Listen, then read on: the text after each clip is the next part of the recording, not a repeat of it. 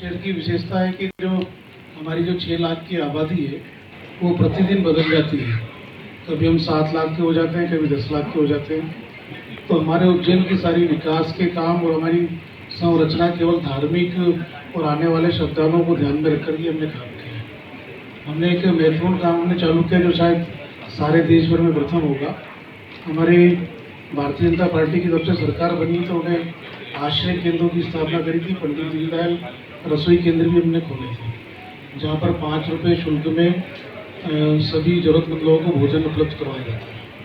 तो हमने जब हमारी नई परिषद बनी तो हमने एक सबसे महत्वपूर्ण काम ये करा कि हमारे बाबा महाकालेश्वर का जो प्रसाद है उस प्रसाद को इन 6 स्थानों पर निःशुल्क उपलब्ध करवाते हैं। तो प्रतिदिन हमारे यहाँ 10 से 15 हज़ार श्रद्धालु और आमजन बाबा का प्रसाद ग्रहण करते हैं। साथ ही हमने जो विकास के कामों को लेकर के, चाहे जल संरक्षण को लेकर के हो, हमारे यहाँ सप्त सागर है, शिप्रा मैया है, तो इनके लिए हम काफ़ी दिशा में काम कर रहे हैं।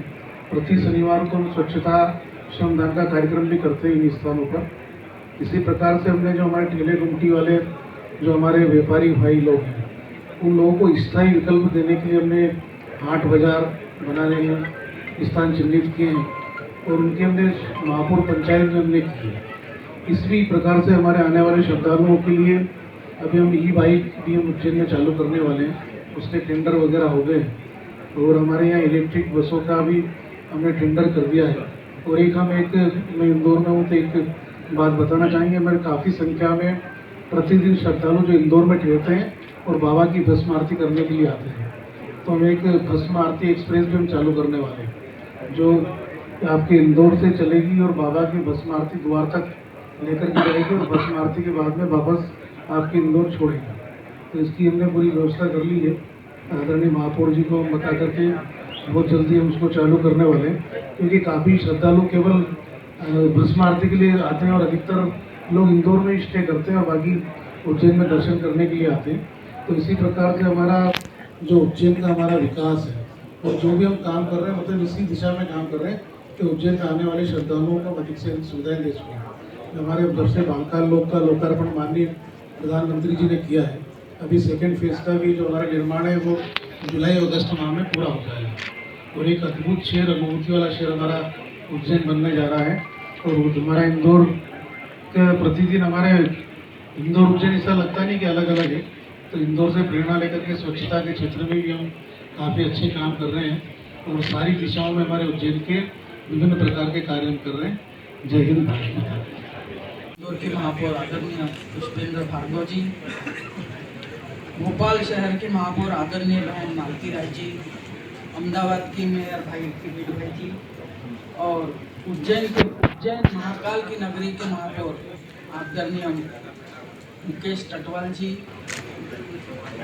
और यहाँ पर उपस्थित सभी मेरे पत्रकार बंधु और उपस्थित सभी अतिथिगण।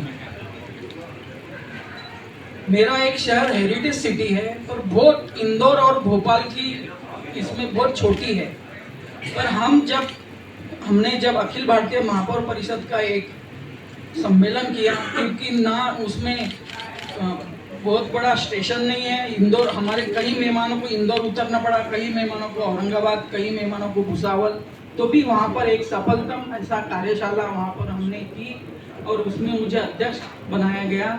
और हम इंदौर और भोपाल की जो सिटी है, जो महानगर पालिका है, उसमें जो काम करते हैं वही हम उनसे ही सीखकर हम हमारे शहर में करते हैं। जैसा अभी आदरणीय दीदी ने बताया कि उन्होंने सोलर प्लांट इंदौर शहर में, भोपाल शहर में लगाए हैं, ऐसे हम जैसा हमारे प्रधानमंत्री जी ने कहा है, हमारे मुख्यमंत्री जी ने कहा है कि हमारा छत का पानी हमारे घर पर ही रहना चाहिए, गांव का पानी गांव में, शहर का पानी शहर में, ऐसा हम भी नगर निगम बुरहानपुर एक ऐसी योजना बना रहा है कि छत का पानी हमारे घर पर ही रहे और उसका वाटर हार्वेस्टिंग का काम हम जल्दी ही चालू यहाँ से जाने के बाद हम शुरू कर रहे हैं, ताकि हमारे बरसात में हमारी जो एकमात्र हमारा जो शहर है वो वाटर इसमें ट्यूबवेल से चलता है, पर अभी हमारे शहर में दो योजनाएं चल रही है, एक नल जल योजना चल रही है, एक हमारी अमृत योजना चल रही है। उसके कारण भी शहर सभी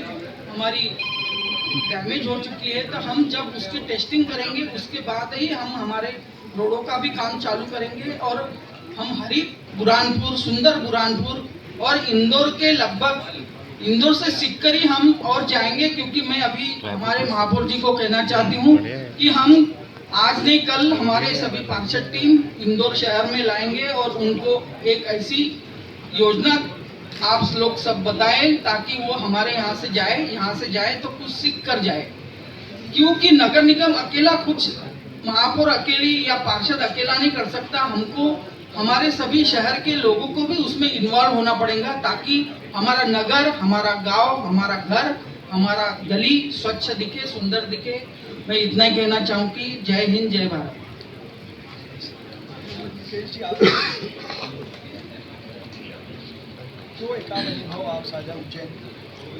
जय श्री महाकाल। हमारे इंदौर के लोकप्रिय महापौर परम श्रद्धेय पुष्पवंत भार्गव जी, हमारे ऑल इंडिया महापौर के अध्यक्षा और सभी महापौर जी, हमारा उज्जैन धार्मिक पर्यटन केंद्र के रूप में जो डेलिब्रेशन हुए, जो चर्चाएं हुई, उसके मुताबिक भारतीय शहरों की क्या समस्या है और क्या निदान उसमें आपने मुख्य समस्याएं क्या लगी?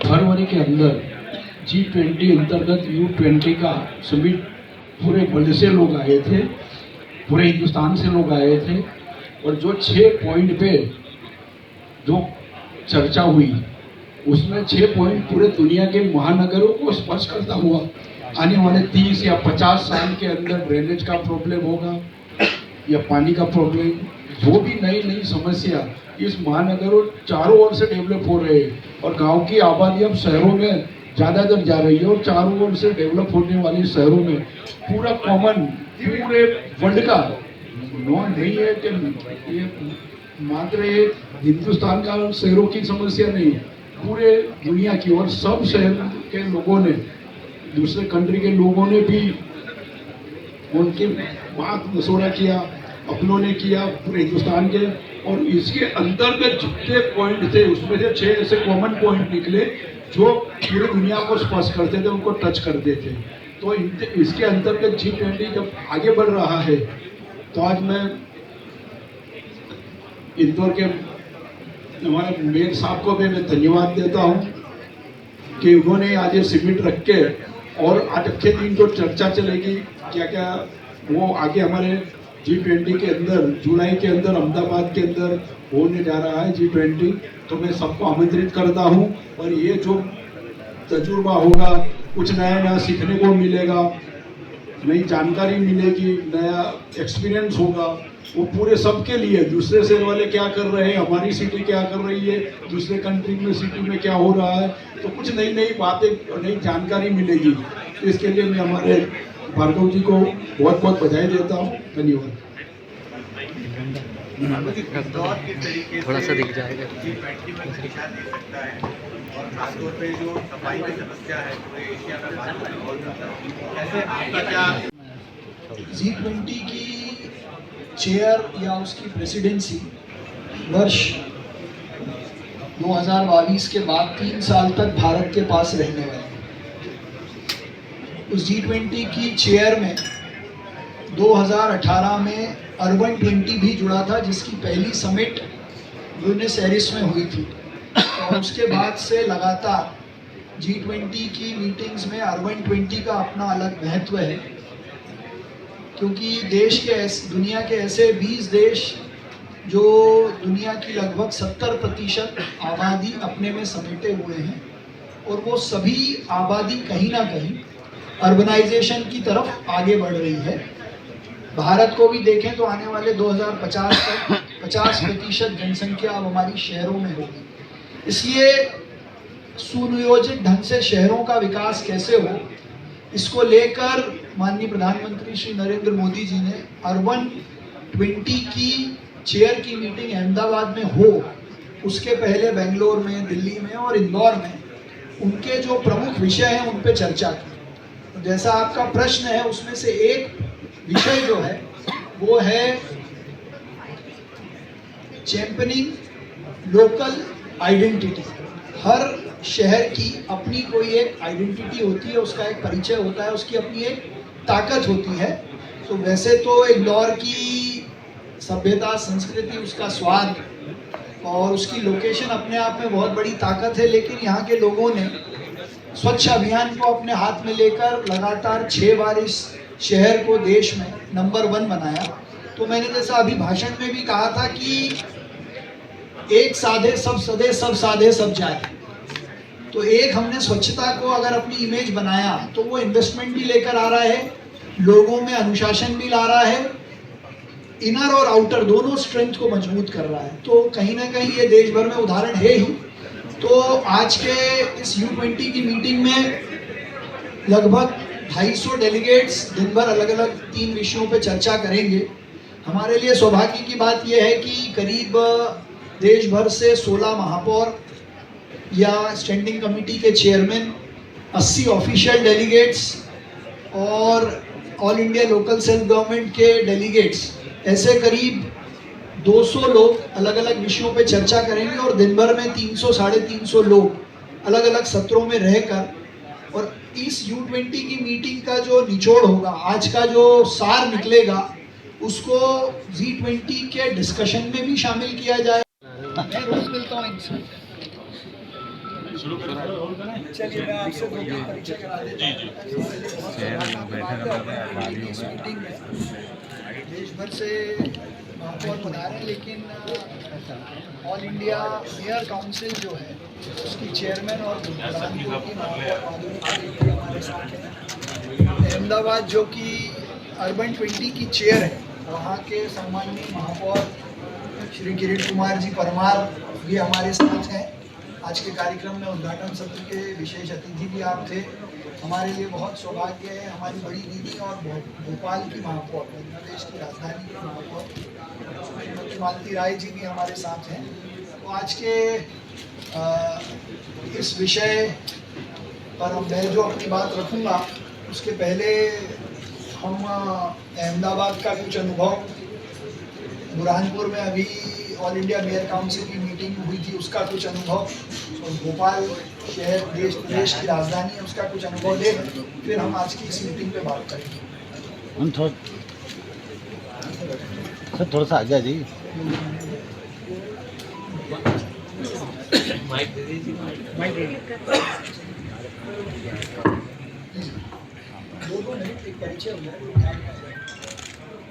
G20 आदरणीय प्रधानमंत्री श्री नरेंद्र भाई मोदी जी की अगुवा में जब हो रहा है, पिछले फरवरी के अंदर U20 का समिट अहमदाबाद शहर में मिला था।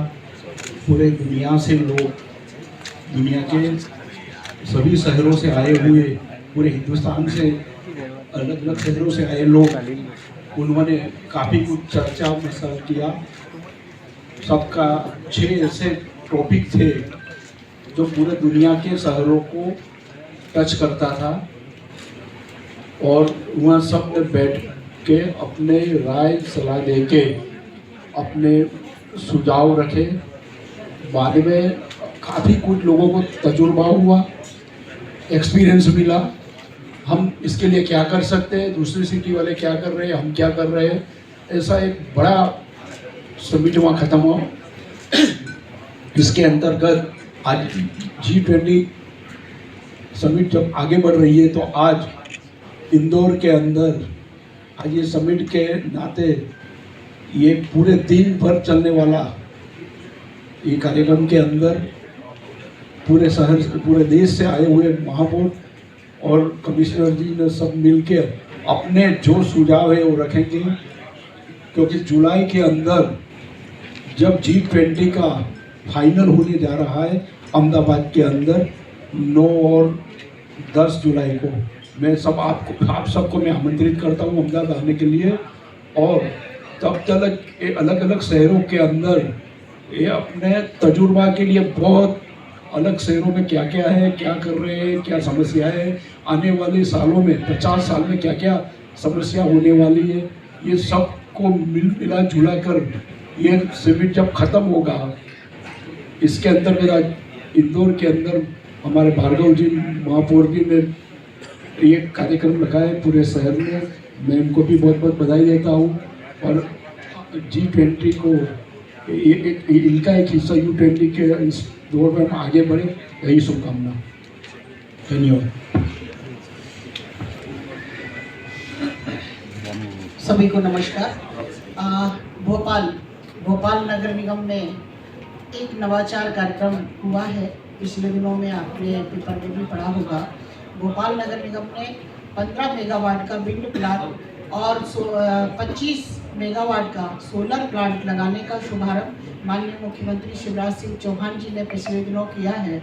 और भोपाल नगर निगम ने जो एजेंसी लेने वाली है उनसे अनुबंध किया है कि 25 साल तक सोलर का जो प्लांट रहेगा वो हमें जितना यूनिट बनाकर देगा, ₹3.27 प्रति यूनिट 25 साल तक वो देगा। और विंड जो बनाकर देगा वो ₹4.47 25 साल तक प्रति यूनिट हमको बनाकर देगा। भोपाल नगर निगम का दोनों यूनिट जब बनकर आने लगेंगे तो हमारा भोपाल नगर निगम में लगभग 1400 करोड़ रुपए प्रति वर्ष की बचत नगर निगम भोपाल को दोनों प्लांटों से होगी। ये नवाचार भोपाल नगर निगम ने प्रारंभ कर दिया है। इसका हमारा लगभग 16 महीने का तय है कि 16 महीने के अंदर हमको बिजली बनकर मिलने लगेगी।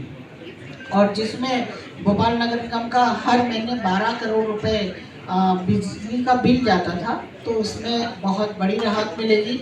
और 1400 करोड़ जब भोपाल नगर निगम को बचेंगे तो भोपाल में बहुत कुछ विकास में दूसरे विकास करने के लिए एक बड़ी राशि हमें प्राप्त रहेगी। इसी तरह से भोपाल नगर निगम की जितनी बिल्डिंग है, बड़ी बिल्डिंगों की, उनकी छत पर भी भोपाल नगर निगम ने सोलर प्लांट लगाए हैं। और हमारे 2 प्लांट तैयार हो गए हैं। 2 फिल्टर प्लांटों पे भी हमने लगाए हैं। और नगर निगम का ये तय है कि जितनी नगर निगम की बिल्डिंगें हैं हम सभी पर सोलर प्लांट लगाकर और वहाँ पर भी नगर निगम स्वयं अपनी ऊर्जा यूनिट बनाकर और वहाँ बचत करेगा। और इसी तरह से भोपाल नगर निगम ने एक घोषणा की है, नगर निगम में जो भी व्यक्ति रहता है यदि उसके छत के ऊपर सोलर प्लांट लगा रहेगा तो उसको संपत्ति कर में विशेष छूट का अभियान भी भोपाल नगर निगम ने देने की घोषणा की है।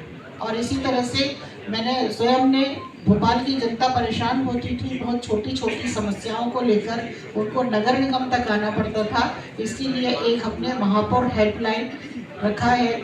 और उस महापौर हेल्पलाइन में हम हर मंगलवार को खुद बैठकर समीक्षा करते हैं। लगभग 1500 से 1700 के बीच एक हफ्ते में समस्याएं आती हैं। उसमें केवल 24 घंटे में उन समस्याओं का समाधान करवाते हैं। और अतिक्रमण से संबंधित जो समस्या आती है उसको टाइम लगता है कि पहले हम उसका परीक्षण करवाते हैं और फिर जो भी डिसीजन हो सकता है उसे हम संचालित करवाते हैं। तो इस तरह का नवाचार भोपाल नगर निगम ने 2 नवाचार किए हैं जो मुझे लगता है कि हमें बहुत बड़ी राहत भोपाल की जनता को देने में मिल रही है।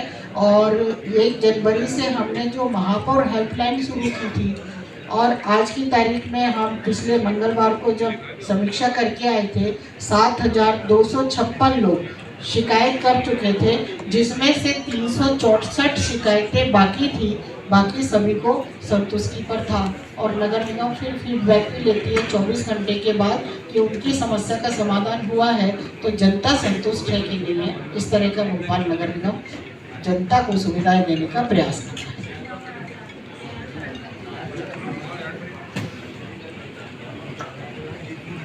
G20 के इस कार्यशाला में उपस्थित शहर की विशेष